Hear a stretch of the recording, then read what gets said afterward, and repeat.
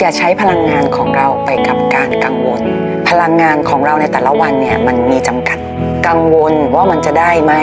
กังวลว่ามันจะรอดไหมกังวลว่ามันจะเวิร์กไหมซึ่งตรงนี้มันสิ้นเปลืองพลังงานเรามากแต่ถ้าวันนี้เราลองกลับมาตั้งหลักใหม่ตั้งหลักที่ว่าวันนี้เราจะใช้พลังงานของเราลงไปที่ความเชื่อของเรา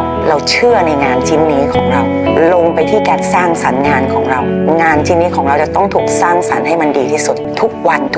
เชื่อมั่นว่ามันจะต้องเกิดขึ้นแน่นอนใช้พลังงานของเราไปกับการเติบโตของเราเพราะทุกวันเนี่ยมันจะมีสิ่งที่ทำให้เราได้เรียนรู้เสมอเรียนรู้เติบโตเรียนรู้เติบโต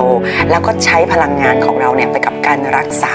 จิตใจของเรารักษาความคิดของเราเลือกใช้พลังงานดีๆว่าเราจะใช้พลังงานที่จะกังวลหรือใช้พลังงานที่จะเชื่อที่จะสร้างที่จะมีศรัทธาที่จะเติบโต